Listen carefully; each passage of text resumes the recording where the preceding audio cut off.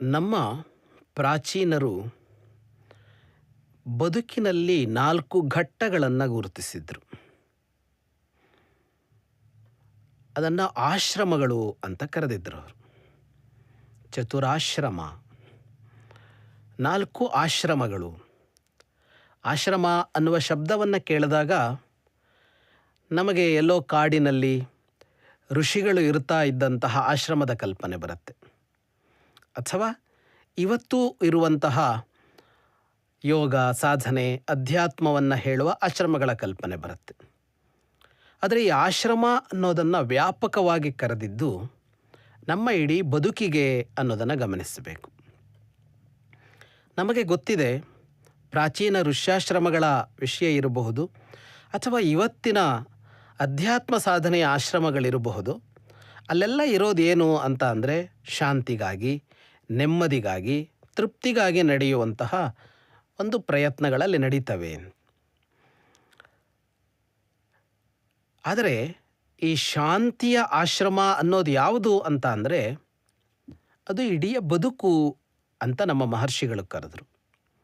ಬ್ರಹ್ಮಚರ್ಯ, ಗಾರ್ಹಸ್ಥ್ಯ, ವಾನಪ್ರಸ್ಥ ಮತ್ತು ಸನ್ಯಾಸ ಅಂತ ಕರೆದರು. ಈ ಶಬ್ದಗಳನ್ನೆಲ್ಲ ಕೇಳಿದಾಗ ಇದು ಇವತ್ತಿಗೆ ಅಪ್ರಸ್ತುತ ಅಂತ ಅನ್ನಿಸಿಬಿಡತ್ತೆ. ಯಾವುದೋ ಕಾಲದಲ್ಲಿ ಮೌಲ್ಯ ಆಗಿರಬಹುದು, ಯಾವುದೋ ಕಾಲದ ಜನ ಹಾಗೆ ಬದುಕಿರಬಹುದು, ಆದರೆ ಆಧುನಿಕದ ಬದುಕಿಗೆ ಇದು ಹೊಂದಿಕೆ ಆಗೋದಿಲ್ಲ ಅಂತ ಅನಿಸತ್ತೆ. ಅನ್ನಿಸೋದು ಸಹಜ, ಯಾಕೆಂದರೆ ನಾವು ಅವುಗಳನ್ನು ಅರ್ಥ ಮಾಡಿಕೊಂಡಿಲ್ಲ. ಹಾಗಾಗಿ ಈ ಬದುಕಿನ 4 ಘಟ್ಟಗಳು ಅಂತ ಅವರು ಅದನ್ನು ಕರೆಯುವಾಗ ಅದನ್ನು ಅವರು ನೋಡಿದ್ದು ಸಹಜತೆಯನ್ನು ಕಂಡು ಅಂತ. ಈ 4 ವಿಭಾಗಗಳನ್ನು ಹೇಗೆ ಮಾಡಿದ್ರು ಅವರು ಅಂತ ಅಂದರೆ, ಅವರು ವಿಭಾಗ ಮಾಡಿದ್ದಲ್ಲ, ಇರುವ ವಿಭಾಗವನ್ನು ಅವರು ಗುರುತಿಸಿದ್ದು ಅಂತ. ಒಬ್ಬ ಮನುಷ್ಯನ ಬದುಕು ಹೇಗಿರುತ್ತೆ ಅಂತ ನೋಡಿದಾಗ 4 ಕಾಲಗಳಿರುತ್ತೆ. ಅದರಲ್ಲಿ 4 ಕಾಲಗಳು. ಒಂದು, ಮಗುವಾಗಿ ಹುಟ್ಟುತ್ತಾನೆ ಮನುಷ್ಯ, ಬೆಳೀತಾನೆ. ಈ ಬೆಳೆಯೋದು ಅಂದರೆ ಏನು ಅಂತ ಅಂದರೆ ಅವನು ತಿಳಿತಾ ಹೋಗುತ್ತಾನೆ. ಇದನ್ನೇ ನಾವು ಬೆಳೆಯೋದು ಅಂತ ಹೇಳ್ತೀವಿ. ಅಂದರೆ ಅವನು ಯಾವ ಯೂನಿವರ್ಸಿಟಿಯಲ್ಲಿ ಡಿಗ್ರಿ ಪಡೆದುಕೊಂಡ ಅಂತಲ್ಲ. ನಾವು ಇವತ್ತು ಹೇಳುವ ವಿದ್ಯಾ ಪ್ರಾಪ್ತಿಯೋ ಸಾಕ್ಷರತೆಯೋ ಅದೆಲ್ಲದರ ಹೊರತಾಗಿಯೂ ಮನುಷ್ಯ ಇರಲಿ ಅಥವಾ ಒಂದು ಪಶು ಪಕ್ಷಿ ಪ್ರಾಣಿಗಳಿರಲಿ, ಶಿಶುವಾಗಿ ಹುಟ್ಟಿದ ಅನಂತರ ಜಗತ್ತನ್ನು ತಿಳಿತಾ ಹೋಗುತ್ತವೆ ಅವು. ಶಾಲೆಗಳಿರಲಿ ಇಲ್ಲದೆ ಹೋಗಲಿ. ಹಾಗಂದ್ರೆ ಏನು ಅಂತ ಅಂದರೆ ಇಂದ್ರಿಯಗಳ ಅನುಭವವನ್ನು ಅವು ಫೀಲ್ ಮಾಡೋದನ್ನು ಕಲಿತವೆ. ತನ್ನ ಸುತ್ತ ಏನಿದೆ ಅನ್ನೋದನ್ನು ಅರ್ಥ ಮಾಡಿಕೊಳ್ತವೆ. ಪಶು ಪಕ್ಷಿ ಪ್ರಾಣಿಗಳು ಮಾಡ್ತವೆ, ಮನುಷ್ಯ ಮಾತ್ರ ಅಲ್ಲ. ಯಾರೂ ಪಾಠ ಮಾಡಬೇಕಾಗಿಲ್ಲ. ಯಾವುದು ತನಗೆ ಇಷ್ಟವಾದದ್ದು ಅನ್ನೋದನ್ನು ಕಲಿತವೆ, ಯಾವುದು ತನಗೆ ಇಷ್ಟವಿಲ್ಲ ಅನ್ನೋದನ್ನು ಅರ್ಥ ಮಾಡಿಕೊಳ್ತವೆ, ಯಾವುದು ತನ್ನ ಬದುಕು ಅಂತ ಕಲಿತುಕೊಳ್ತವೆ, ಯಾವುದು ತನ್ನ ಸಾವು ಅಂತ ಗೊತ್ತು ಮಾಡಿಕೊಳ್ತವೆ. ಒಂದು ಸಣ್ಣ ನಾಯಿ ಮರಿ ಇದೀಗ ಹುಟ್ಟಿದರೂ ಅದು ರಸ್ತೆಯಲ್ಲಿದ್ದರೆ ಒಂದು ವಾಹನ ಬಂದಾಗ ಅದು ಎದ್ದು ರಸ್ತೆಯಿಂದ ಬದಿಗೆ ಹೋಗೋದಕ್ಕೆ ಪ್ರಯತ್ನ ಪಡುತ್ತೆ. ನಮ್ಮನ್ನು ಕಚ್ಚೋದಕ್ಕೆ ಅಂತ ಬರುವ ಒಂದು ಸೊಳ್ಳೆ ನಾವು ಕೈ ಎತ್ತಿದ ಕೂಡಲೇ ಇದು ತನ್ನ ಸಾವಿಗಾಗಿ ಮಾಡ್ತಾ ಇರುವ ಪ್ರಯತ್ನ ಅಂತ ನಮ್ಮ 2 ಕೈಗಳ ನಡುವೆ ಸಿಗಲಾರದಂತೆ ಹಾರಿ ಹೋಗುತ್ತವೆ. ಯಾರು ಕಲಿಸಿದರು ಸೊಳ್ಳೆಗೆ? ಇದು ನಿನಗೆ ಮೃತ್ಯು, ಅವನು ನಿನ್ನ ಶತ್ರು, ಅವನ 2 ಕೈಗಳ ನಡುವೆ ನಿನ್ನ ಸಾವಿದೆ ಅಂತ ಸೊಳ್ಳೆಗೆ ಯಾವ ಯೂನಿವರ್ಸಿಟಿ ಬೋಧನೆ ಮಾಡಿತು? ಯಾರೂ ಬೋಧಿಸಿಲ್ಲ. ಇದು ಪ್ರತಿಯೊಂದು ಜೀವಿಯೂ ತಾನು ಬೆಳೆಯುವಾಗ ಸೃಷ್ಟಿಯನ್ನು ಅರ್ಥ ಮಾಡಿಕೊಳ್ಳುವಂಥ ಒಂದು ಪ್ರಕ್ರಿಯೆ ಇದು ಇದೆ. ಇದು ಯಾವಾಗ ಇದೆ ಅಂದರೆ ಹುಟ್ಟಿದ ಸ್ವಲ್ಪ ಕಾಲ ಇದೆ. ಇದನ್ನು ಅರ್ಥ ಮಾಡಿಕೊಳ್ಳೋದು ಯಾವಾಗಲೂ ಅಲ್ಲ, ವಯಸ್ಸಾದ ಮೇಲಲ್ಲ, ಹುಟ್ಟುತ್ತಲೇ ಅರ್ಥ ಮಾಡಿಕೊಳ್ತಾನೆ, ಮನುಷ್ಯ ಇರಲಿ ಉಳಿದ ಪ್ರಾಣಿಗಳಿರಲಿ. ಅಂದರೆ ಕಲಿಯುವಿಕೆ ಅನ್ನುವ ಒಂದು ಸಂದರ್ಭ ಇದೆ. ಹಾಗೆಯೇ ಕಲಿತಾದ ಮೇಲೆ ಒಂದು ಸುಖ ಪಡುವ ಕಾಲ ಅಂತ ಇದೆ. ಅಲ್ಲಿ ಶಕ್ತಿ ಇರುತ್ತೆ, ಸಾಮರ್ಥ್ಯ ಇರುತ್ತೆ, ಉತ್ಸಾಹ ಇರುತ್ತೆ. ಏನು ಬೇಕೋ ಅದನ್ನು ಆಗ ಮಾಡಿಕೊಳ್ಳೋದಕ್ಕೆ ಆಗತ್ತೆ. ಇದು ಬೇಕು ಅಂತ ಅಂದರೆ ಇದನ್ನು ಪಡೆದುಕೊಳ್ಳಬಹುದು. ಅಲ್ಲಿಗೆ ಹೋಗಬೇಕು ಅಂತಂದರೆ ಅಲ್ಲಿಗೆ ಹೋಗಿ ತಲುಪಬಹುದು. ಇದೆಲ್ಲ ಸಾಧ್ಯವಾಗುವ ಶಕ್ತಿ ಸಂಪನ್ನತೆಯ ಒಂದು ಕಾಲವು ಬದುಕಿನಲ್ಲಿರುತ್ತೆ. ಮತ್ತೊಂದು ಕಾಲ ಬರುತ್ತೆ, ಆಗ ಬಯಸಿದ್ದನ್ನು ಪಡೆದುಕೊಳ್ಳೋದಕ್ಕೆ ಸಾಧ್ಯ ಆಗೋದಿಲ್ಲ. ದೇಹದ ಶಕ್ತಿ ಕುಂದತ್ತೆ, ಇಂದ್ರಿಯಗಳ ಶಕ್ತಿ ಕುಂದತ್ತೆ, ಕಣ್ಣು ಮಂಜಾಗತ್ತೆ, ಕಿವಿ ಮೊದಲಿನಷ್ಟು ಸ್ಪಷ್ಟವಾಗಿ ಕೇಳದಂತಾಗತ್ತೆ, ತಿಂದಿದ್ದು ಸುಲಭವಾಗಿ ಜೀರ್ಣ ಆಗೋದಿಲ್ಲ. ಕಲ್ಲನ್ನೂ ತಿಂದು ಜೀರ್ಣಿಸಿಕೊಳ್ತಾ ಇದ್ದ ಕಾಲ ಹೋಗಿ ನೀರು ಕುಡಿದ್ರೂ ಅಜೀರ್ಣವಾಗುವ ಕಾಲ ಬಂದುಬಿಡತ್ತೆ.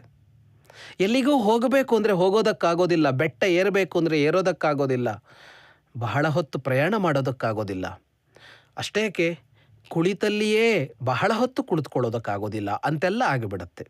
ಅಂದರೆ ಅತ್ಯಂತ ಶಕ್ತಿಶಾಲಿಯಾಗಿದ್ದ ದೇಹ ಅದು ಕ್ಷೀಣಿಸತ್ತೆ.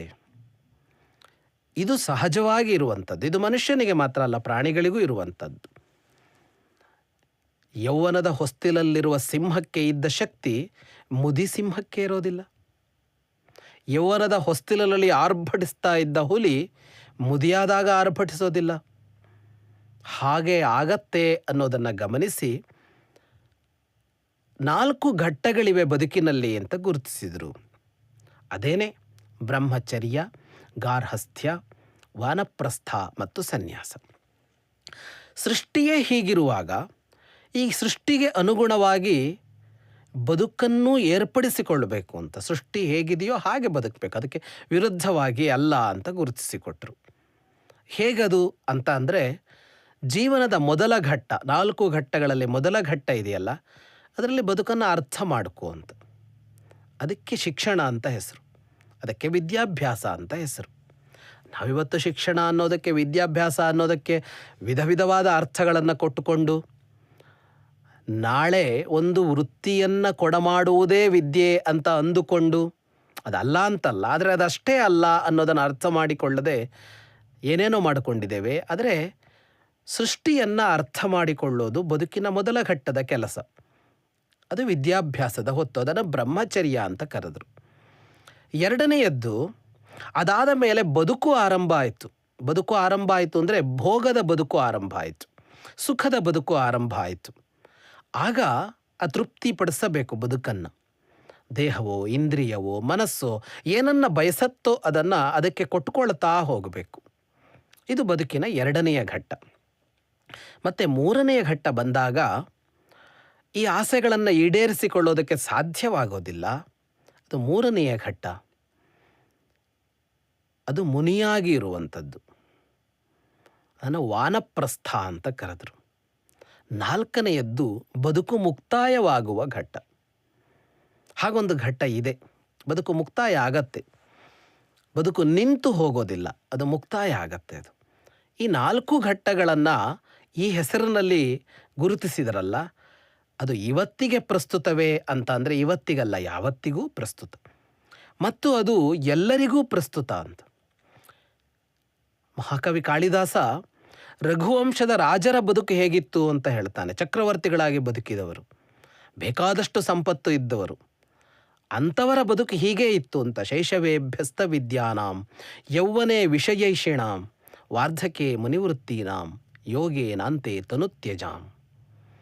ಅವರು ಶೈಶವದಲ್ಲಿ, ಬಾಲ್ಯದಲ್ಲಿ ಕಲಿತಾ ಇದ್ದರು, ವಿದ್ಯೆಯನ್ನು ಸಂಪಾದಿಸಿಕೊಳ್ತಾ ಇದ್ದರು. ಯೌವನೆ ವಿಷಯೈಷಿಣಾಂ, ಯೌವನ ಬಂದಾಗ ವಿಷಯಗಳನ್ನು ಬಯಸ್ತಾ ಇದ್ದರು. ವಿಷಯಗಳು ಅಂದರೆ ಇಂದ್ರಿಯಗಳಿಗೆ ಬೇಕಾದ ಆಹಾರ, ನಾಲಿಗೆಗೆ ರುಚಿಯಾದ ಆಹಾರ ಬೇಕು, ಕಣ್ಣಿಗೆ ಚಂದವಾದದ್ದನ್ನು ನೋಡಬೇಕು, ಕಿವಿಗೆ ಇಷ್ಟವಾಗುವ ಶಬ್ದವನ್ನು ಕೇಳಬೇಕು. ಹೀಗೆ ಏನೆಲ್ಲ ಬೇಕು ಬೇಕು ಅಂತ ಅನ್ನಿಸುತ್ತೋ ಅದನ್ನು ಯೌವನದಲ್ಲಿ ಪಡೆದುಕೊಳ್ತಾ ಇದ್ದರು. ಮತ್ತು ವಾರ್ಧಕೆ ವೃತ್ತೀನಾಂ, ವೃದ್ಧರಾದಾಗ, ಮುಪ್ಪು ಅಡರಿದಾಗ, ಆಗ ಮುನಿಯಾಗಿ ಇರುತ್ತಾ ಇದ್ದರು. ಮುನಿಯಾಗಿ ಅಂದರೆ ಆಸೆಗಳನ್ನು ಕಡಿಮೆ ಮಾಡಿಕೊಳ್ತಾ, ಇಲ್ಲಿಯ ಬದುಕು ಮುಗೀತು ಅನ್ನೋದನ್ನು, ಮುಗೀತಾ ಇದೆ ಅನ್ನೋದನ್ನು ಅರ್ಥ ಮಾಡಿಕೊಳ್ತಾ, ಇದನ್ನು ಮೀರಿದ ಇನ್ನೊಂದು ಬದುಕಿದೆಯಲ್ಲ, ಪರದ ಬದುಕು ಅಂತ ಕರಿತೀವಲ್ಲ, ಇಹ ಪರ ಅಂತ ಅಂದಾಗ ಆ ಪರದ ಬದುಕಿಗೆ ಬೇಕಾಗುವಂತೆ ಮನನದಲ್ಲಿ ಮುಳುಗ್ತಾ ಇದ್ದರು, ಮುನಿಯಾಗುತ್ತಾ ಇದ್ದರು. ಮತ್ತು ಬದುಕು ಮುಗಿದಾಗ ಯೋಗೇ ನಾಂತೆ ತನುತ್ಯಜಾಂ, ಯೋಗದ ದಾರಿಯಲ್ಲಿ ದೇಹವನ್ನು ಬಿಡ್ತಾ ಇದ್ದರು. ಈ ಭಾಷೆ ಬಹಳ ಚೆನ್ನಾಗಿದೆ. ದೇಹವನ್ನು ಬಿಡ್ತಾ ಇದ್ದರು ಅಂತ. ನಾವು ದೊಡ್ಡವರ ಬಗ್ಗೆ ಹೇಳುವಾಗ ಅವರು ದೇಹವನ್ನು ಬಿಟ್ಟರು ಅನ್ನುವ ಭಾಷೆಯನ್ನು ಬಳಸ್ತೇವೆ. ಅವರು ಸತ್ತು ಹೋದರು ಅಂತ ಹೇಳೋದಿಲ್ಲ. ಯಾಕೆಂದರೆ ಈ ದೇಹವನ್ನು ತಾನಾಗಿ ಬಿಡೋದೊಂದು, ದೇಹವನ್ನು ಜೀವ ಬಿಟ್ಟು ಹೋಗೋದೊಂದು ಅಂತ ಎರಡಿದೆ. ನಮಗೆಲ್ಲ ಬರುವ ಸಾವು ಅದಾಗಿ ಬರೋದು, ನಾವು ಸಾವನ್ನು ತಂದುಕೊಳ್ಳೋದಲ್ಲ. ನಾವು ಸಾವನ್ನು ತಂದುಕೊಳ್ಳೋದು ಅಂದರೆ ಆತ್ಮಹತ್ಯೆ ಅಲ್ಲ.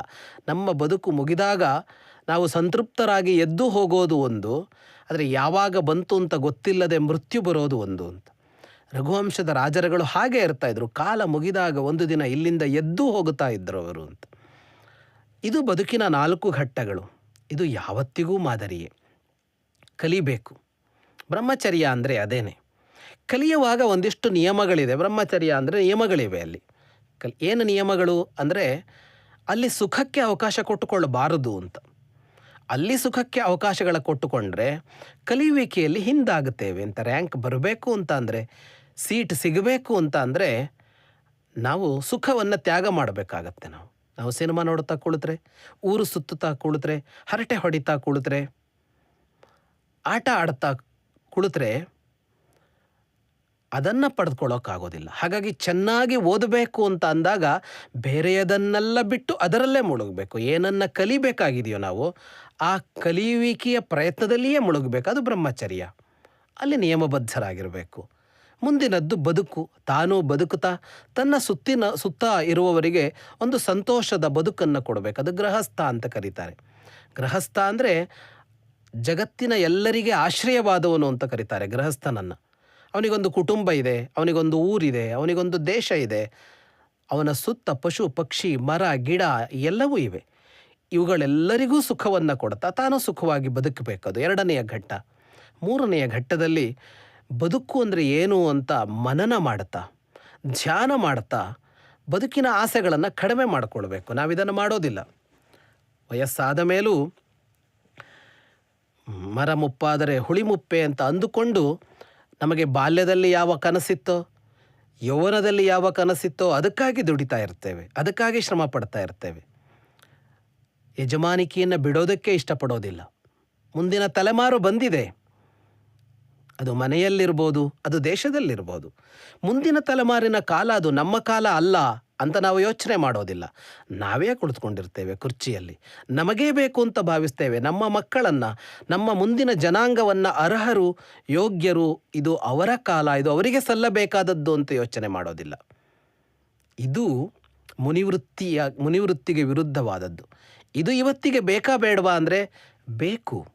ಸ್ಥಾನ ತ್ಯಾಗ ಮಾಡಬೇಕು. ಅದು ಕುಟುಂಬದಲ್ಲಿರಲಿ, ಅದು ರಾಷ್ಟ್ರದಲ್ಲಿರಲಿ, ಅದು ಸಂಸ್ಥೆಯಲ್ಲಿರಲಿ. ಅಲ್ಲಿ ಮುಂದಿನವರನ್ನು ಕೂರಿಸಿ ತಾವು ಶಾಂತರಾಗಬೇಕು, ತಾವು ಪ್ರಶಾಂತರಾಗಬೇಕು. ನೆಮ್ಮದಿಯಾಗಿ ಅಲ್ಪವಾದ ಆಸೆಗಳನ್ನು ತೃಪ್ತಿಪಡಿಸ್ಕೊಳ್ತಾ ಬದುಕಬೇಕು. ಕೊನೆಯಲ್ಲಿ ಸಂತೃಪ್ತಿಯಿಂದ ಬದುಕನ್ನು ಮುಕ್ತಾಯ ಮಾಡಬೇಕು. ಯೋಗದ ದಾರಿಯಲ್ಲಿ, ಅಧ್ಯಾತ್ಮದ ಹಾದಿಯಲ್ಲಿ ಬದುಕನ್ನು ಮುಕ್ತಾಯ ಮಾಡಬೇಕು. ಇದು ನಮ್ಮ ಪ್ರಾಚೀನರ ಬದುಕಿನ ಕಲ್ಪನೆ, ಪ್ರಾಚೀನರು ಕೊಟ್ಟ ಸಮಗ್ರ ಬದುಕಿನ ಕಲ್ಪನೆ. ಇದು ಯಾವುದೂ ಒಂದಲ್ಲ. ಬದುಕಿಡೀ ಓದೋದಲ್ಲ, ಬದುಕಿಡೀ ಸುಖ ಪಡೋದಲ್ಲ, ಬದುಕಿಡೀ ಸನ್ಯಾಸಿಯಾಗಿ ಬದುಕೋದನ್ನು ಹೇಳ್ತಾ ಇಲ್ಲ ಅವರು. ಆರಂಭದಿಂದ ಯಾರೋ ಒಬ್ಬನಿಗೆ ಆಸೆಯೇ ಇಲ್ಲದವ ಸನ್ಯಾಸಿ ಆಗಲಿ, ಅದು ಶ್ರೇಷ್ಠ, ಅದು ಬೇರೆ. ಆದರೆ ಒಬ್ಬ ಸಾಮಾನ್ಯ ವ್ಯಕ್ತಿ ಅಂತ ತೆಗೆದುಕೊಂಡಾಗ ಬದುಕಿಡೀ ಆಸೆಗೆ ವಿರುದ್ಧವಾಗಿ ಹೋಗೋದಲ್ಲ. ಆಸೆಯನ್ನು ಈಡೇರಿಸ್ಕೋ. ಆಸೆಯ ಈಡೇರುವಿಕೆಗೂ ಕಾಲವಿದೆ. ಅದನ್ನು ಈಡೇರಿಸ್ಕೊಳ್ತಾ ಮುಂದೆ ಅದು ಇಲ್ಲ ಅಂತಂದಾಗ, ಅದು ಮುಕ್ತಾಯವಾಗುವಾಗ ಅದಕ್ಕೆ ಬೇಕಾದಂತೆ ಬದುಕಬೇಕು. ಹೀಗೆ ಬದುಕಿದಾಗ ನಾವು ಮಾತ್ರ ಅಲ್ಲ, ನಮ್ಮ ಸುತ್ತಲ ಪರಿಸರ ಕೂಡ ಸುಖವಾಗಿರುತ್ತೆ. ಇಲ್ಲಾಂದರೆ ನಮಗೆ ಇನ್ನೂ ಆಕಾಂಕ್ಷೆಗಳು ಮುಗಿದಿರೋದಿಲ್ಲ. ಆದರೆ ಯಾರಿಗೆ ನಿಜವಾಗಿ ಸಲ್ಲಬೇಕೋ ಅವರಿಗೆ ಸಲ್ಲದೆ ಅವರೊಂದಿಗೆ ಒಂದು ವ್ಯರ್ಥವಾದ ಗಲಾಟೆಯಲ್ಲಿರ್ತೇವೆ. ಕುಟುಂಬಗಳಲ್ಲಿ ಹಿರಿಯರು ತಮ್ಮ ಸ್ಥಾನವನ್ನು ಬಿಟ್ಕೊಟ್ಟೇ ಇರೋದಿಲ್ಲ. ಹಾಗಾಗಿ ತಂದೆ ಮಕ್ಕಳಿಗೆ ಒಂದು ಜಗಳ ನಡೀತಾ ಇರುತ್ತೆ. ಸಂಸ್ಥೆಯಲ್ಲೋ ರಾಷ್ಟ್ರದಲ್ಲೋ ಅಂತ ತೆಗೆದುಕೊಂಡಾಗಲೂ ಅವರ ಸ್ಥಾನವನ್ನು ಬಿಟ್ಟುಕೊಟ್ಟೇ ಇರೋದಿಲ್ಲ. ಹಾಗಾಗಿ ಅಲ್ಲೊಂದು ಅನಾವಶ್ಯಕವಾದ ಒಂದು ವೈರಸ್ಯ ನಡೀತಾ ಇರುತ್ತೆ. ಹಾಗೆ ಮಾಡದೆ ತಮ್ಮ ಅನುಭವವನ್ನು ಧಾರೆ ಎರಿತ ಮುನಿಗಳಂತೆ, ಮುನಿವೃತ್ತಿ ಅಂತ ಕರೀತಾರಲ್ಲ ಅದನ್ನು, ವಾನಪ್ರಸ್ಥವನ್ನು ಎಷ್ಟು ಚೆನ್ನಾಗಿದೆ ಅಂದರೆ, ಮುನಿಗಳು ಅಂದರೆ ಹಾಗೇನೆ ತಮ್ಮ ಜ್ಞಾನವನ್ನು ಸ್ವಾರ್ಥವಿಲ್ಲದೆ ಬಿತ್ತರಿಸ್ತಾ ಇದ್ದವರು ಋಷಿಗಳು. ಯಾವ ಸ್ವಾರ್ಥ ಇಲ್ಲ. ತಮಗೇನು ಗೊತ್ತೋ ಅದನ್ನು ತಿಳಿಸಿಕೊಡ್ತಾ ಇದ್ದರು. ಹಾಗೆ ಆ ಕಾಲ ಬಂತು ವಾನಪ್ರಸ್ಥ ಅಂತ ಅಂದಾಗ ತಮ್ಮ ಅನುಭವವನ್ನು, ತಮ್ಮ ಅಧ್ಯಯನವನ್ನು, ಅದರ ಫಲವನ್ನು ಜಗತ್ತಿಗೆ ಉಣಬಡಿಸ್ತಾ ತಾವು ಶಾಂತವಾಗಿ ಬದುಕಬೇಕು. ಹಾಗಾಗಿ ಇದು ಅಂದಿಗೂ ಆದರ್ಶದ ಬದುಕು. ಈ 4 ಆಶ್ರಮಗಳು ಅನ್ನೋದು ಇಂದಿಗೂ ಆದರ್ಶದ ಬದುಕು, ಮುಂದಕ್ಕೂ ಇದೇ ಆದರ್ಶ.